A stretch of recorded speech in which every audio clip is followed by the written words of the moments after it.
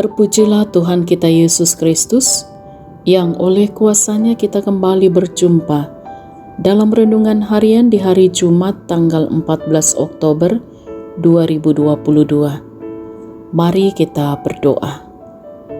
Ya Tuhan Allah Bapa kami dalam surga, kami datang bersyukur kepadamu, kami menikmati hari karunia-Mu. Kami terus menaruh pengharapan kami. Tuhan jaga lindungi kami di sepanjang hari ini.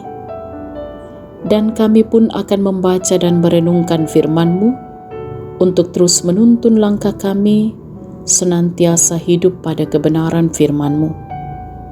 Terangi hati dan pikiran kami ya Roh Kudus. Ampuni dosa kami. Dalam nama Tuhan Yesus kami berdoa. Amin. Bacaan Alkitab dari kitab 2 Timotius pasal 2 ayat 14 sampai ayat 26. Nasihat dalam menghadapi pengajar yang sesat. Ingatlah dan pesankanlah semuanya itu dengan sungguh-sungguh kepada mereka di hadapan Allah, agar jangan mereka bersilat kata, karena hal itu sama sekali tidak berguna, malah mengacaukan orang yang mendengarnya. Usahakanlah supaya engkau layak di hadapan Allah sebagai seorang pekerja yang tidak usah malu, yang berterus terang memberitakan perkataan kebenaran itu. Tetapi hindarilah omongan yang kosong dan yang tak suci, yang hanya menambah kefasikan. Perkataan mereka menjalar seperti penyakit kanker. Di antara mereka termasuk Himeneus dan Filetus, yang telah menyimpang dari kebenaran dengan mengajarkan bahwa kebangkitan kita telah berlangsung dan dengan demikian merusak iman sebagian orang. Tetapi dasar yang diletakkan Allah itu teguh dan meterainya ialah Tuhan mengenal siapa kepunyaannya. Dan setiap orang yang menyebut nama Tuhan hendaklah meninggalkan kejahatan. Dalam rumah yang besar bukan hanya terdapat perabot dari emas dan perak, melainkan juga dari kayu dan tanah, yang pertama dipakai untuk maksud yang mulia dan yang terakhir untuk maksud yang kurang mulia. Jika seorang menyucikan dirinya dari hal-hal yang jahat, ia akan menjadi perabot rumah untuk maksud yang mulia. Ia dikuduskan, dipandang layak untuk dipakai tuannya, dan disediakan untuk setiap pekerjaan yang mulia. Sebab itu jauhilah nafsu orang muda, kejarlah keadilan, kesetiaan, kasih, dan damai bersama-sama dengan mereka yang berseru kepada Tuhan dengan hati yang murni. Hindarilah soal-soal yang dicari-cari, yang bodoh dan tidak layak. Engkau tahu bahwa soal-soal itu menimbulkan pertengkaran. Sedangkan seorang hamba Tuhan tidak boleh bertengkar, tetapi harus ramah terhadap semua orang. Ia harus cakap mengajar, sabar, dan dengan lemah lembut dapat menuntun orang yang suka melawan, sebab mungkin Tuhan memberikan kesempatan kepada mereka untuk bertobat dan memimpin mereka sehingga mereka mengenal kebenaran, dan dengan demikian mereka menjadi sadar kembali karena terlepas dari jerat iblis yang telah mengikat mereka pada kehendaknya. Amin. Tema renungan kita ialah diskusikan dengan benar. Sipak kadahi situruk katonganan. Saudara-saudara yang diberkati oleh Tuhan, berdiskusi di sekitar kebenaran Allah memang hal yang menarik dan juga dapat memperkokoh iman. Namun ada juga diskusi yang tak berujung pangkal dan tidak berdasar. Diskusi akhirnya bermuara pada siapa yang hebat dan siapa yang paling benar, bahkan kadang berakhir dengan perdebatan yang tidak jelas. Saudara-saudara, rupanya surat Timotius ini ditujukan kepada mereka yang sedang berdiskusi tentang firman Tuhan dan menafsir sesuka hati mereka tentang Injil Yesus Kristus. Hal inilah yang disoroti oleh Timotius, di mana diskusi-diskusi yang mereka lakukan itu tidak berdasar pada firman Tuhan, sehingga dapat membuat orang murtad.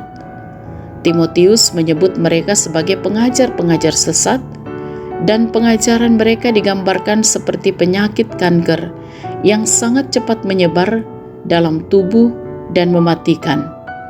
Karena itu Timotius mengingatkan orang percaya agar tetap berjaga-jaga dan jangan khawatir, sebab Tuhan telah memberikan dasar yang kokoh.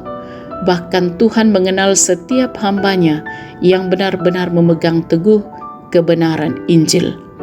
Saudara-saudara yang diberkati oleh Tuhan, pengajar-pengajar sesat seperti dalam bacaan kita juga terdapat di sekitar kita. Mereka sering berdiskusi dan berdebat dengan pemahaman mereka sendiri, dan akhirnya berujung pada membuat gereja dengan aturan sendiri pula sebagaimana dengan tafsirannya. Gereja Toraja telah merancang ibadah rumah tangga dengan model diskusi dan kesaksian.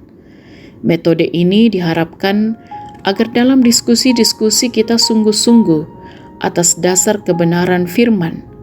Cuma realitanya diskusi dalam kebaktian rumah tangga terjebak dengan kasus dan bahkan hal-hal yang tidak ada hubungannya dengan topik diskusi. Karena itu, diskusikanlah firman Tuhan dengan benar. Amin. Marilah kita berdoa. Bapa kami dalam surga, kami bersyukur untuk ruang dan waktu yang Tuhan masih karuniakan, di mana kami boleh menghayati kebenaran firman-Mu. Kiranya dalam perjalanan kehidupan kami sungguh-sungguh memegang teguh kebenaran Injil. Kami mohon jaga lindungilah kami sepanjang hari ini, bahkan di sepanjang kehidupan kami, dalam segala tugas tanggung jawab dan peran kami, kiranya semua dapat kami lakukan dengan benar. Diberkatilah anak-anak kami untuk terus bertumbuh dalam kasih Tuhan, mereka sukses dalam Tuhan, di tengah-tengah pendidikan, bahkan di masa muda mereka menjadi anak-anak kesayangan Tuhan. Diberkatilah orang tua kami dalam masa tuanya, menikmati kehidupan ini dalam sukacita damai sejahtera. Diberkatilah anak-anak untuk juga terus menjadi anak-anak yang berbakti kepada orang tua. Kami mohon kuasa dan kasih Tuhan menolong segenap sahabat renungan harian di mana saja berada. Tuhan menjadi kekuatan, Tuhan sumber pertolongan dan pemelihara di sepanjang kehidupan masing-masing kami. Mohon Tuhan juga terus memberkati dan menopang saudara-saudara kami yang sakit, yang berduka, ataupun yang berbeban berat. Kiranya oleh kuasa Tuhan, mereka dipulihkan dari segala keadaan mereka, dan mereka terus memuliakan Tuhan. Juga kami bersyukur bahwa kasih Tuhan sempurna menjaga melindungi kami di sepanjang kehidupan kami. Kiranya masing-masing kami pun akan terus mampu menjalani kehidupan ini dan diberkati juga saudara-saudara kami yang menikmati pertambahan usia untuk terus bersukacita di dalam Tuhan. Tuhan, kami mohon jaga lindungi para pemimpin bangsa kami untuk juga tetap memimpin bangsa ini dalam kebenaran dan keadilan Tuhan. Inilah doa kami ya Tuhan. Mohon ampun untuk segala dosa kami, sempurnakan doa kami.